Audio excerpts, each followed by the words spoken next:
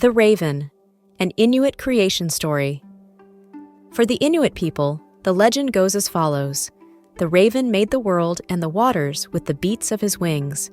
He had the powers of both man and bird, and could change from one to the other simply by pulling his beak above his head, like lifting up a mask. His earth was dark and silent. He had created water and mountains, and filled the land with pea-pod plants. It was a time when there were no people on the earth. On the 5th day, the first man stretched out his feet and burst from a pod, falling to the ground, where he stood up, fully grown. He looked around, moving his hands and arms, his neck and legs, and examined himself curiously. After a while, he felt an unpleasant sensation in his stomach, so he stooped down to drink water from a small pool. The water ran into his stomach, and he felt better.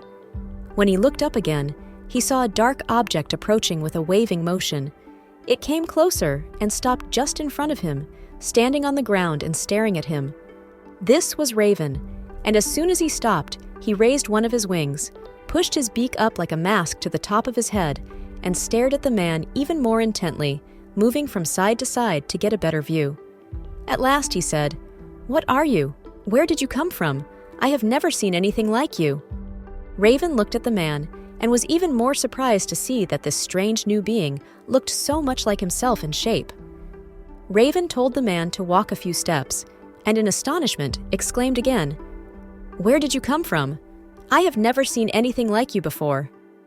The man replied, "I came from the pea pod." He pointed to the plant from which he had emerged. "Ah!" exclaimed Raven. "I made that vine, but I did not know anything like you would ever come from it. Now wait for me here."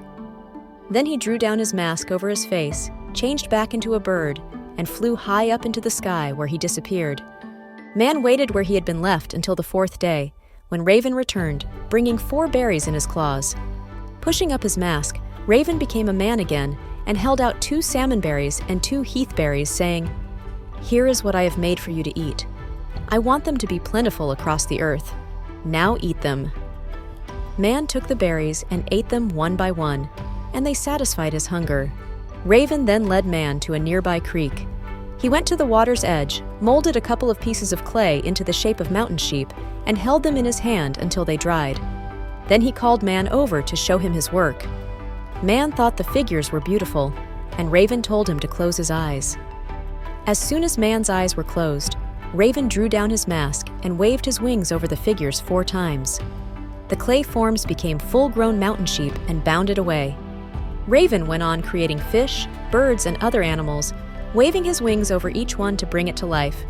He placed each animal someplace out of man's reach so that he wouldn't kill them all. The fish in the rivers and the birds in the sky. Raven could already see other men growing in pea pods, and they would soon emerge hungry too. To give man something to fear, Raven created a huge bear from the same clay. After a few days, Raven noticed that man was lonely. He went to a quiet corner of the earth where man couldn't see what he was doing. He began to shape another figure out of clay. It looked like man, but was smaller and softer. Raven brushed his wings over this new figure, and the lovely being sat up and looked at man. "This is woman, your helper and companion," said Raven. Man was very pleased. Together, they populated the earth with their children, and before long, Raven's world was filled with the sounds of many voices and overflowing with all kinds of life.